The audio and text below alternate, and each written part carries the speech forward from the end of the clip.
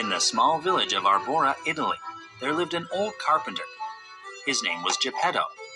He lived alone in his small house. He had no wife and no children. When it was very late at night, he was often lonely. Every morning, Geppetto went into the forest to collect wood for carving.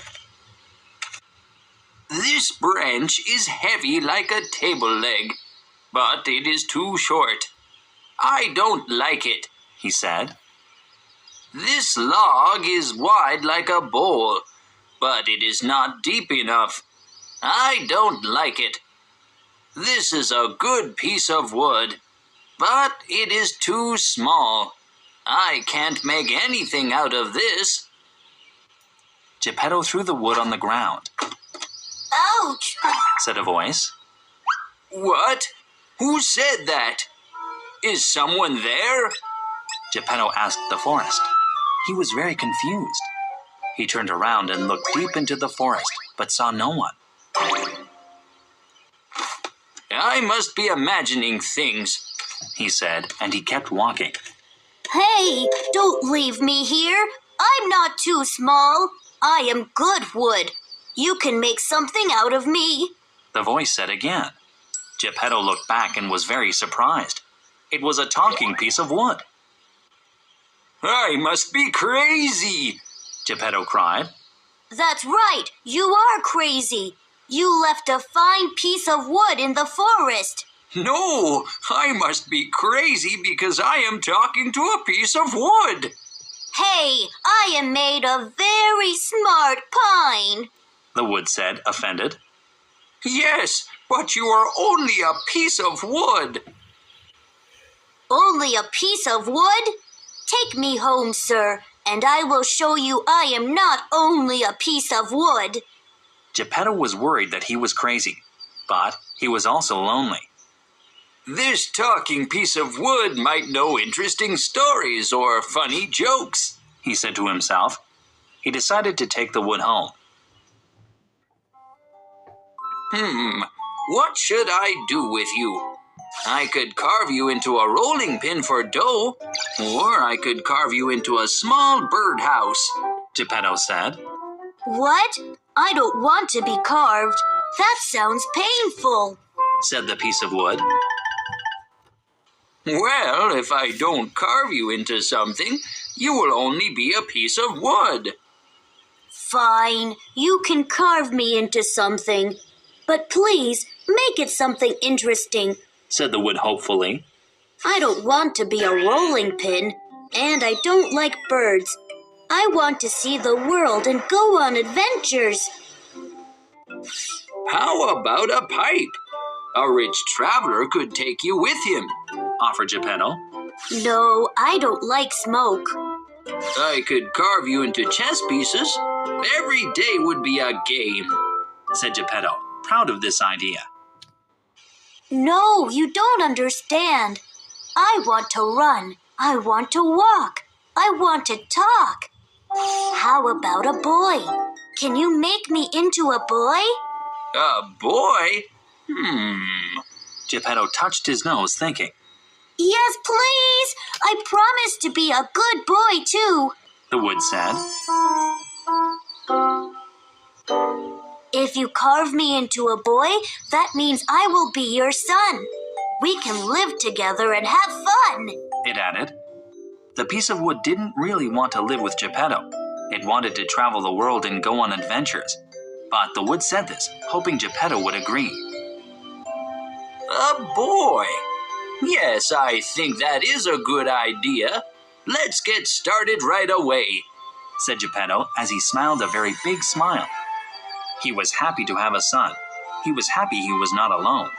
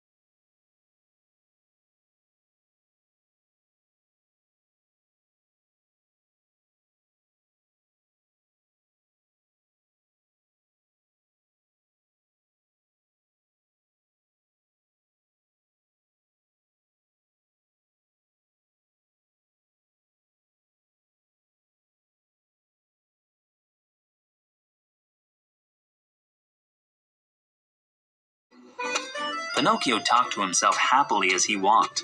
Today I will learn to read. Tomorrow I will learn to write.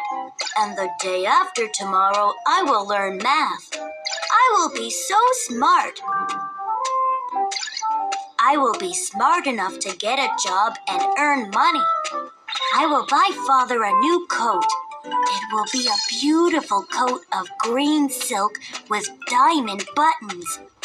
He was very kind to sell his coat for this book.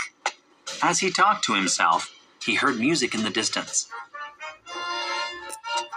He walked toward the music and saw a crowd, a brightly colored tent, and a large sign. Oh, I wish I didn't have to go to school today. This looks like so much fun, complained Pinocchio. Already he had forgotten Geppetto's coat. Excuse me, Pinocchio said to one of the villagers. What does that sign say? Why? Can't you read? The villager asked, laughing. No, said Pinocchio, embarrassed. It says Fettuccini's Marionette Theater, 4 lire. The show starts in 5 minutes, but you can't read. You should be in school. I don't want to go to school, Pinocchio cried. Do you have 4 lire I can borrow? Pinocchio was embarrassed to beg, but he really wanted to see the show. I have 4 lire, the villager said. But it's not for borrowing. You have to sell me something. But I have nothing except my clothes and this book, Pinocchio cried. Then I'll take your book, the villager said. He knew the book cost more than 4 lire. Pinocchio took the money. Pinocchio ran inside the tent. The flute and drums played a new song. A few marionettes were brought out to dance. Hey, they are wooden boys just like me, Pinocchio said excitedly. He ran to the stage to look closer. But wait, they aren't real. They are dancing with strings. I can dance better than that, and I don't need strings or a hiding man to pull them. Pinocchio jumped on stage with the marionettes and shouted, I am the amazing Pinocchio! He danced and twirled and jumped and flipped. The crowd laughed and cheered. Yay, Pinocchio! You're the best puppet ever! Suddenly, the music stopped. A man came from behind the stage and grabbed Pinocchio. The show's over, folks, he said. If you want to see the amazing Pinocchio, you have to pay for another show. He pulled Pinocchio behind the stage. Help! Help! Pinocchio cried. Please help me! The marionette master packed his wagon quickly so he could steal Pinocchio and leave town. Because he was in a hurry, he threw his money bag, tools, and tent in a pile on top of Pinocchio's cage. As the wagon drove on, the heaviest bags fell next to Pinocchio. By now, Pinocchio had stopped crying, though he was still very sad. He felt the wagon bump and jerk, but could only see bags. I wonder what's in these bags, he thought. There must be something here that will help me escape. He stretched his arm out of the cage as far as it would go and opened the first bag quietly. He reached his hand into the bag. Oh, this bag is full of coins. There must be 100 lire in here. He pulled some of the coins into his cage. Much to his surprise, the coins weren't lire. They were pure gold. I'll be rich. Now I can buy Geppetto a coat. Oh, but these coins won't help me get out of this cage. I must keep looking. He was careful to move quietly. He reached into the second bag. This bag has too many different kinds of objects. I can't tell what any of these are. Let me pull them out one by one. A whistle? No, that won't help. A spoon? No, that won't help. A book? No, that won't help. Some matches? I have an idea. Pinocchio waited for the wagon to stop. Quickly, he took the book, wrapped it around his leg, and lit the book on fire. Then he threw the match into the wagon. Help! He shouted. Fire! I'm on fire! The marionette master heard Pinocchio cry for help, and he could smell something burning. He ran to the back of the wagon and began to unpack quickly, trying to find the fire. When he reached Pinocchio's cage, he grabbed the cage, unlocked it, pulled Pinocchio out, and covered his leg with a blanket so the fire would stop. Look! There's more fire! Pinocchio pointed to the wagon. Oh no! My tent is on fire! The man screamed, and he hurried to put the fire out. While the marionette master was trying to save his tent, Pinocchio snuck out from under the blanket and ran into the nearby woods. By the time the fire was put out, Pinocchio was long gone, but he could hear the man yelling in the distance. No, wait! Pinocchio! Please come back! I will make you a star! Pinocchio ran and ran and ran. But no matter how hard he ran, nothing looked familiar. Pinocchio stopped running and sat down on a stump to think. I'm lost. He cried. I can't find the village and I don't know what to do. Oh, someone please help me. What Pinocchio didn't realize is that there are many creatures in the woods. Some are honest and good, and others are greedy.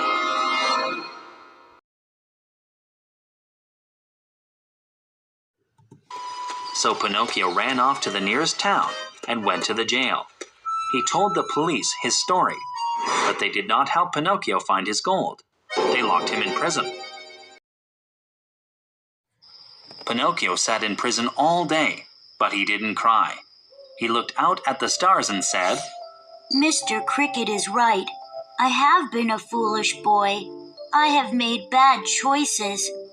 It is my fault the gold is gone. If only someone would save me. I know I will be a good boy from now on. Please, is anyone listening? I need help. Yes, I am listening, said a pretty voice. Just then, Pinocchio saw a small blue light fly by his window. Who is out there? He asked. I am the Blue Fairy. I protect good children from harm. I am here to help you. Please get me out of jail, said Pinocchio. Why are you in jail? Asked the fairy. What have you done wrong? Nothing at all, said Pinocchio. They stole all my gold coins. Where did you get the money? Asked the blue fairy. I earned it, said Pinocchio. I starred in a show. Pinocchio's nose suddenly started to grow. Within seconds, it was 6 inches long. Pinocchio stared at his nose in surprise. Calmly, the blue fairy asked, Did your father say you could work in the theater? Oh, yes, Blue Fairy, said Pinocchio. My father told me I would be a great actor. His nose grew even longer at this new lie. Soon, Pinocchio's nose was 8 inches long. What's happening to my nose? Pinocchio screamed. Pinocchio was quite worried about his nose. He looked so silly that the blue fairy began to laugh. Why are you laughing? Cried Pinocchio. I am laughing at your lies, said the fairy. It's easy to tell when you are lying. Your nose grows with every lie you tell. Ashamed, Pinocchio turned bright red. I'm sorry, said Pinocchio. I took the money from the marionette master. My father didn't know I went to the theater. Do you promise to be a good boy and obey your father? She asked before waving her wand. Yes, I promise. Pinocchio said. The blue fairy waved her wand, and a woodpecker appeared. It pecked his nose down to size. Then the jail bars disappeared and Pinocchio climbed free. This is the road that leads home, said the blue fairy, pointing. If you stay on this road, you will reach Geppetto's home by nightfall. Remember your promise to be a good boy, Pinocchio. She called and she flew away.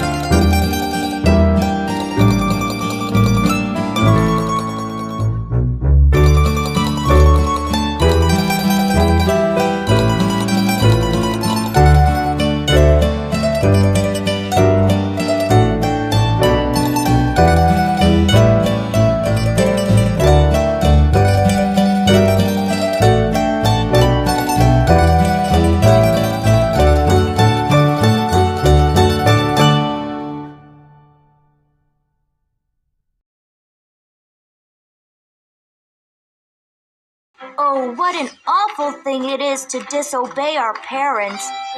From now on, I will do whatever Geppetto asks. Pinocchio said as he walked down the road. A few hours later, Pinocchio began to get hungry. He saw a nearby grapevine and decided to ask the owner for some grapes. As he crossed the field, he fell into a trap. Oh no! Someone! Help me! Pinocchio cried, Aha! I have caught you. said the farmer who was hiding.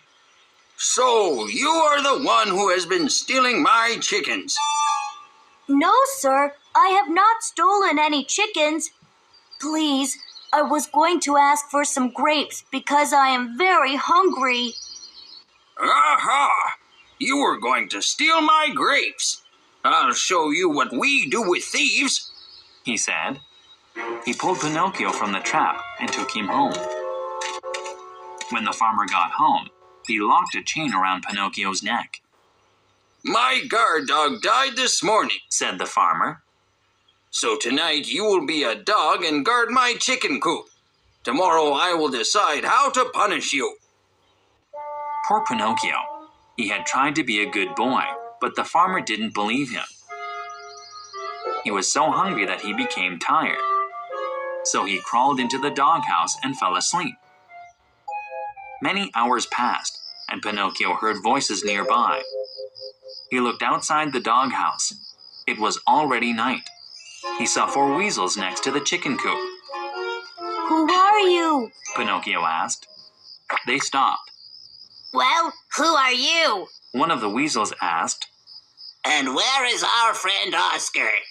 Pinocchio guessed that Oscar was the dog who had died, so he said, Oscar died this morning. I am the new guard dog. Who are you? Pinocchio asked again. We are the weasels, and we are here to get dinner, said one of the weasels. Oscar was our friend. I will make the same promise to you that I did to him. Every week we would visit this coop. Oscar promised not to bark, so we would give 1 chicken to Oscar and take 7 home for dinner. If you pretend to sleep, we will leave 1 chicken for you too. Before Pinocchio answered, the weasels snuck into the chicken coop. Bam! Pinocchio locked the door behind them and began to bark. Woof, woof, woof, he cried. The farmer ran down and found the weasels in the chicken coop. Well done, he said to Pinocchio. you have caught the chicken thieves. Oscar must have been too old to hear them. Pinocchio didn't say anything about Oscar's promise to the weasels. He only nodded. You have saved my chickens, so I will set you free, said the farmer. But first, let me make you breakfast. Pinocchio nodded again, this time with a big smile.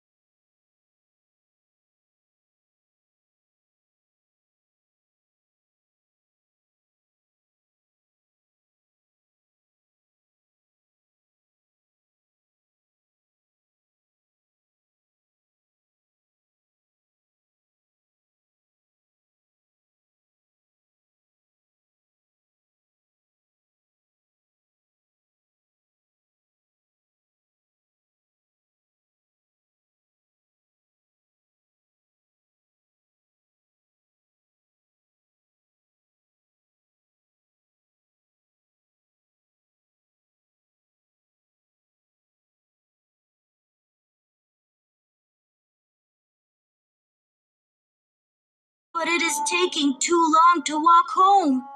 I have walked almost all day, and I'm still so far away. Pinocchio sat on a log and started to cry. He was tired, and he missed Geppetto. As he cried, he could hear a soft voice calling his name. Pinocchio! Pinocchio! I am here! Pinocchio shouted, looking around to see who the voice belonged to.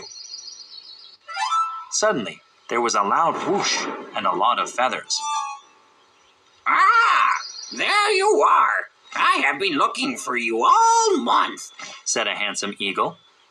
You were looking for me? How did you know my name? Ah, I am an old friend of Geppetto. He saved me when I was a little leg. When I heard he had lost his boy, I wanted to help. So I have been flying everywhere calling your name. I am so happy to find you. Pinocchio began to jump and dance. You know Geppetto? Oh, that's wonderful! I will see my father soon. Well, not as soon as you may think, said the eagle. Why not? Asked Pinocchio, worried. When you did not come home from school, Geppetto searched the woods. Then he searched the countryside. Then he searched all of Italy. After searching for a month, he has decided to sail to Sicily and Sardinia to find you. So he built a boat and will sail away today. Oh no! If only I could get there quickly. Mr. Eagle, could you please help me find my father? Of course. I'm happy to help a friend, he answered. The eagle carefully grabbed Pinocchio with his claws and flew into the sky. Below him, Pinocchio could see the forest, the countryside, and the sea. In only a few flaps of the eagle's wings, Pinocchio could see the beach. Please drop me there, he said, pointing. The eagle carefully set Pinocchio in the sand and flew away, calling, Good luck, Pinocchio! Thank you! Pinocchio called back.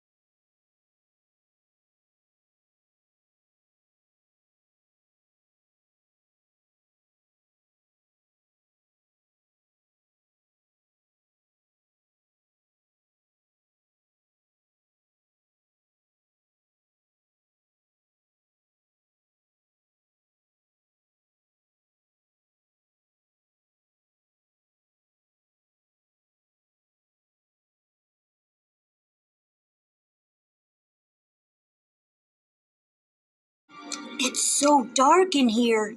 Pinocchio said, walking carefully along the whale's teeth. It's nice and warm, though. He walked deep into the whale's throat.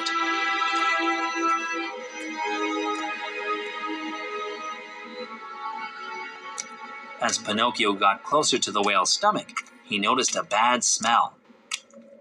Oh, that's gross, He said. What smells so bad? I do, said a voice. Father? Pinocchio called. Pinocchio, is that you? Geppetto called back.